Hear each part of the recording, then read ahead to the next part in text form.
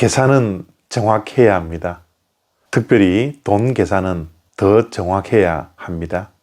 그리고 하나님 나라에서는 계산법이 사람들이 하는 계산법보다 월등하게 더 정확해야 하는 것이죠. 그러나 놀랍게도 하나님 나라에서의 계산법을 보면 애매모호하고 정확하지 않을 때가 있습니다.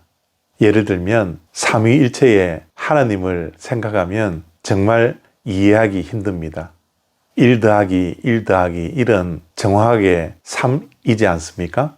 그런데 하나님 나라에서는 1 더하기 1 더하기 1은 1이라고 말씀합니다.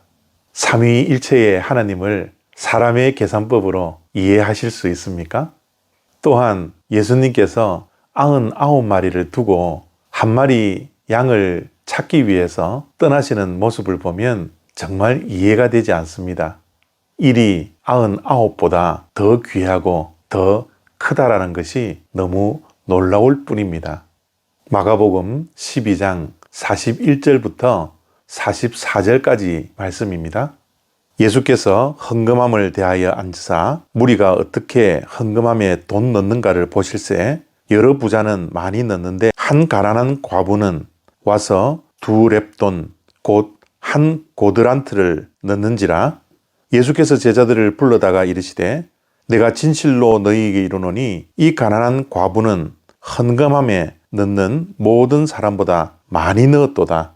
그들은 다 그 풍족한 중에서 넣었거니와 이 과부는 그 가난한 중에서 자기의 모든 소유 곧 생활비 전부를 넣었느니라 하시니라. 아멘. 예수님의 이상한 계산법입니다. 예수님께서 헌금함에 부자들이 헌금을 하는 것과 가난한 과부가 헌금하는 것을 보셨습니다. 부자들은 많이 넣었고요. 가난한 과부는 2렙돈만 헌금하였습니다.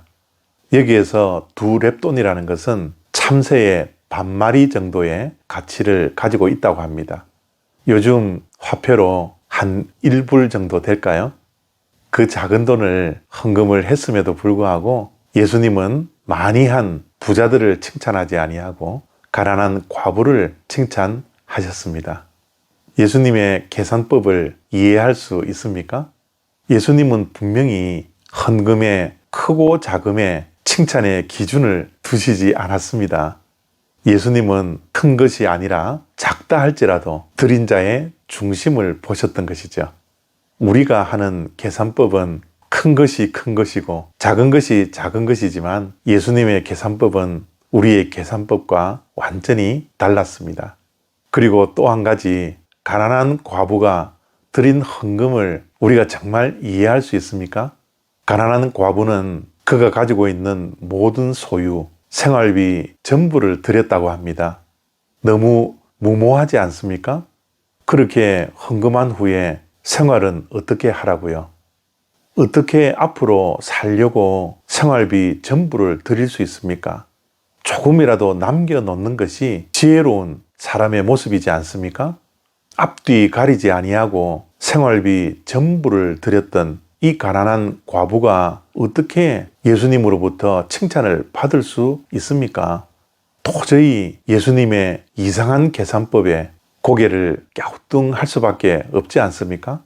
이 가난한 과부가 왜 그렇게 하였는지 그 이유를 정확하게 알 수는 없지만 예수님께서 칭찬하신 것을 보면 하나님께 삶의 전부를 드리고 바쳤던 그 여인의 믿음과 중심을 예수님께서 칭찬하지 않으셨을까 생각을 할 수밖에 없습니다.